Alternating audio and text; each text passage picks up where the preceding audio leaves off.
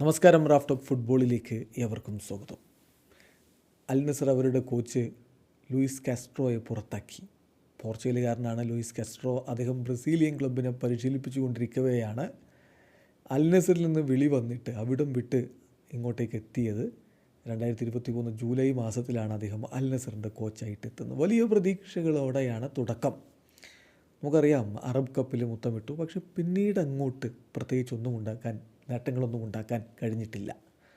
ഇപ്പോൾ ഈ സീസണിലാണെങ്കിൽ വളരെ പരിതാപകരമായൊരു തുടക്കമാണ് ലഭിച്ചത് എന്ന് വേണമെങ്കിൽ പറയാം.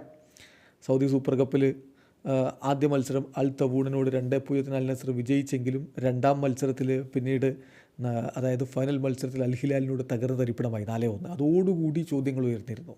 പ്രീ സീസണിലും മികച്ച റിസൾട്ടൊന്നും ഉണ്ടാക്കിയിട്ടില്ലല്ലോ ക്ലബ്ബ്. അത് കഴിഞ്ഞ് സൗദി പ്രോ ലീഗിലെ കളികൾ നോക്കുക.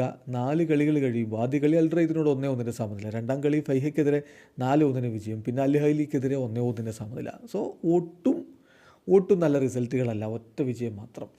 പിന്നെ അൽ ഷോർത്തക്കെതിരെ AFC ചാമ്പ്യൻസ് ലീഗിൻ്റെ ആദ്യ മത്സരം ഇറാഖി പോലീസിനെതിരെ അൽ നസർ സമനിലയിൽ കുരുങ്ങി 1-1 കഴിഞ്ഞു. അവിടെ അദ്ദേഹത്തെ പറഞ്ഞു വിടുകയായിരുന്നു. അപ്പോൾ ഈ ഒരു സീസണിൽ അൽ നസർ കളിച്ച 6 കളികളിൽ നിന്ന് ആകെ ജയിച്ചത് 2 കളികളാണ്. 3 കളികൾ സമനിലയായി, 1 കളി അതും ചിരവൈരികളായ അൽ ഹിലാലിനോട് പൊട്ടി തകർന്നു. ഇത് എന്തായാലും നല്ല റിസൾട്ടല്ല. അത് തന്നെയാണ് അദ്ദേഹത്തെ പുറത്തേക്ക് പോവാൻ ഇപ്പോൾ കാരണമായി മാറിയത്. പക്ഷേ ക്രിസ്ത്യാനോ റൊണാൾഡോയുടെ കാര്യത്തിൽ അദ്ദേഹം ലൂയിസ് കാസ്ട്രോയുടെ കീഴിൽ കാര്യങ്ങൾ മികച്ച രൂപത്തിൽ ചെയ്തിരുന്നു. അദ്ദേഹം അത് ആസ്വദിച്ചിരുന്നു, ലൂയിസ് കാസ്ട്രോയുടെ കീഴിൽ കളിച്ചിരുന്നത് എന്നതാണ് യാഥാർത്ഥ്യം. റൂഡി ഗാർഷിയായിരുന്നു ക്രിസ്ത്യാനോ അൽ നസറിലേക്ക് എത്തുമ്പോൾ ഉണ്ടായിരുന്ന കോച്ച്. പിന്നീട് അദ്ദേഹത്തെ സാക്ക് ചെയ്യപ്പെട്ടു. പകരം വന്ന കോച്ചാണിത്. ഒരു സീസണിലധികം അദ്ദേഹം അവിടെ ഉണ്ടായി. പക്ഷേ അദ്ദേഹം ഇതാ ഒടുവിൽ സാക്ക് ചെയ്യപ്പെടുന്നു. ലൂയിസ് കാസ്ട്രോയും ക്രിസ്ത്യാനും തമ്മിലുള്ള ബോണ്ട് വളരെ മികച്ചതായിരുന്നു. അതെപ്പോഴും നമ്മൾ കണ്ടതാണ്. CR7 എപ്പോഴും നല്ല രൂപത്തിൽ പരാമർശിച്ചിട്ടേ ഉള്ളൂ ലൂയിസ് കാസ്ട്രോ.